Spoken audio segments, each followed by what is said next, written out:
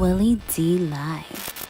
Okay. 2007. What comes to mind when you hear I don't that want to year? talk about that. You don't want to talk about No, I don't go back. Right. I don't go back to, things that shock my mind Yeah. and me up. And, so I don't even think about that shit. No offense, but, my life up and it messed me up. And it actually was a positive thing because it changed my comedy. Yeah. It changed who I was at that moment. And Richard Pryor is my idol. And so me and Richard Pryor went to the same thing. Mm-hmm. And so that was my channeling through Richard Pryor. That was Richard Pryor moment. And,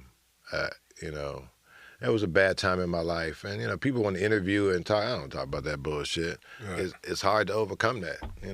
I still haven't overcome it. So, Yeah. So Right. that's what it is. That's what I don't even with that. I respect that. Yeah. You have a relationship with Bill Cosby? No. What about what am I trying to say? Joe Torre. You cool with Joe Torre? Joe Torre, yeah. Oh yeah. The niggas who I don't like, they know it. You feel me? It ain't no bullshit. Yeah, I love all those guys. Yeah. I love Joe. Joe, Guy, all of them. Can you talk about this joke stealing thing, man? Well, joke stealing thing, is something. It's so many influential comedians out there. When you guys was coming up, for the example, the rap game, nobody could have took your music. It wouldn't even. You guys had your own music. Or even just the style. Yeah, just even the trying to do style. like, Yeah, even too short, cadence. and you guys were talked about the same thing, but two different beats, two different. Didn't nobody. And so these young comedians, the people want to come on. I know I don't steal material. I write every day. I'm a G, and I like to write, and so these guys want to come in and steal your shit, and it happens so much. Just like, damn.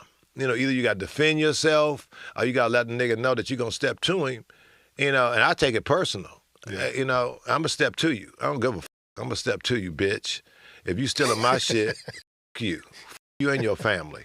That's what I ain't lying. You trying to steal my shit, fuck you. Yeah. And that's the way I step to you, I don't mean it had to be physical. I'm going to step to you. And they all go, oh, I just let motherfuckers know, And that's why I try to write different, try to write unique. They going to steal it. They going to some punk-ass motherfuckers always steal your shit. They always got punk-ass motherfuckers out here who wait for you, who sit in there and watch you and then take pieces of your shit. I know I don't steal motherfuckers. I don't look at nobody else. I don't want to see nobody else. I don't look at no other comedians. I don't need to see no other comedians. There was only Richard Pryor to me.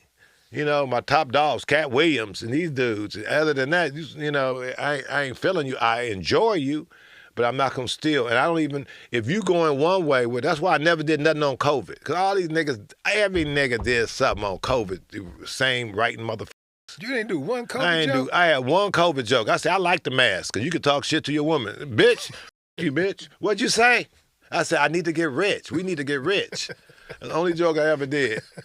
Because everybody was doing it, so I didn't concentrate, Yeah. I ain't had no Obama jokes. Everybody doing Obama jokes. Everybody doing the same Trump joke. Everybody doing the same. So I try to write outside the box so these dudes won't steal. But they still come. I ain't going to say no names, but I still see my shit, pieces, come up. If I say something, they'll say it.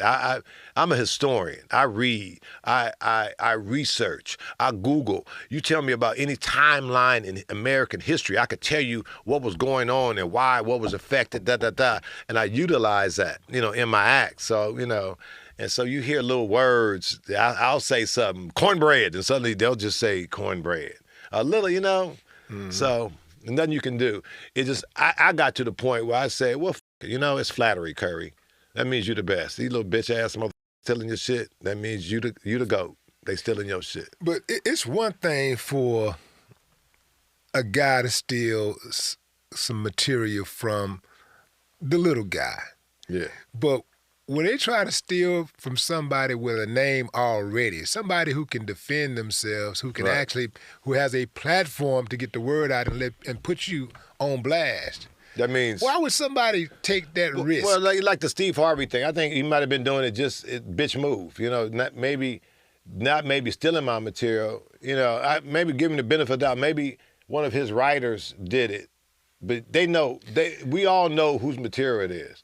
And I think iterative motives. Sometimes it be iterative motive. You never know what the motherfucker took some. I'm gonna take something in here. It ain't about the money. Got enough money. You know what I mean? So it look like you want some of me. You want to be me. So therefore, you ain't got enough money. You ain't got enough money. You want to be me. So I look at it like that. That's all right, boy. I'm a G in the game, and you want to be me. You want my style. You want to see how does it feel to be me. That's why I look at it. That's a good point that you made about the writers. I never even thought about that, but that's true. Like when you get to the level of a Steve Harvey, you have writers, and some of these guys can, steal other people's jokes and then get paid. Give those jokes to some other guy who has a larger platform and get paid for doing that. Right. And But you know what he's doing. You know what you're doing. But this guy takes the joke unsuspectingly. He knew. But you're saying he knew. He knew. I ain't gonna play that bullshit game. We ain't gonna play all that. But I didn't know, nigga. Yes, you did. Stop it. Stop. You want to be me. It ain't about you. May got more money, but you want to be me. You want to be as smooth as me. You want to wear clothes like me. You can't be as smooth as me, fool. Was the joke that he told one of the jokes that you had that was on a major platform? On a major platform. All the way out there? Yes. I did the joke on Comedy Central. Okay. One of my Comedy Central specials. Yeah. Yes. So anything you say, I can go research it, bitch. Anything you ever told to me, nigga, I got my first HBO specials, nigga, doing that. I could go to some dude and say, you think I stole that from you? Look at my HBO special, fool. You got it from me. Where are you right now in your career? Like, what's going on? I'm on tour with Cat Williams, 2023 tour, best tour out. We're destroying them. It's a major tour. We're doing, big centers. Cat give me that platform, and we're destroying them. And we just crush, kill, destroy. So that's why I'm at my career. I'm a comedian. I want to be a comedian, and that's what I am. I'm a comedian first, and then I want to come out with a new sitcom. I've been thinking about that. I said, do I want to come back to TV? Do I want to do this? But it looks so lame out there. I see these shows are so lame, and I did it, once, and I retired. I said, I'm done with it. I didn't want to come back. I did it. So I said, So I'm thinking about, coming back to television. How many hours a day were you putting in on Mr. Cooper? 10 to 5. Oh, so that's not that bad. 10 a.m.? Yeah, I told them, they had me, I can't get up. I would come to work at 10:30. I said, I ain't no good. About 10:30. Because I've heard stories of guys being in those rooms in the writers' rooms for 17 hours out of the day. Well, that's ridiculous. I mean, that's the writers, but I was more spontaneous and quick. So you give me the script, and I put Mark Curry into the script. And how many days a week did you practice the script? Every day. When they pay you that much money, we went to work every day, brother. Every day. And that cry, you look back and say, damn. Monday, Tuesday, Wednesday, Thursday, block Thursday, and shoot it Friday. They made you stay there. We could have did that in one day. I could have shot that show in one day. But they made you stay there. I used to think about that. I said, damn, they made me stay there a week. It'll take a week to shoot the show. Yeah. Are you doing any executive producing? Right now, no. Right now, I'm just on tour. Right now, I'm a comedian, and that's what I like to be. I like to be Richard Pryor. I just want to be out there being the funniest dude that I could possibly be, and that goes with my mental. When I'm funny, everything else, that's what my life goes. I'm a comedian, so I'm funny. I can do other things. So I'm looking at this sitcom, so I wrote it down. I have the basis of it. I will be executive producer, so when I push this sitcom out, if I want to do that, I'm going to figure, do I want to do that? Do I want to do a sitcom? Do I want to go back and do this? I already made history. Do you want to do it again? Do you, do you want to do movies? Movies you can't just do movies like it used to be. So sitcom, maybe I'll come back and do a sitcom and shock the world, because what I see out is not, I don't see anything funny. I don't watch no show. Me and Martin was funny. I used to watch Martin and die.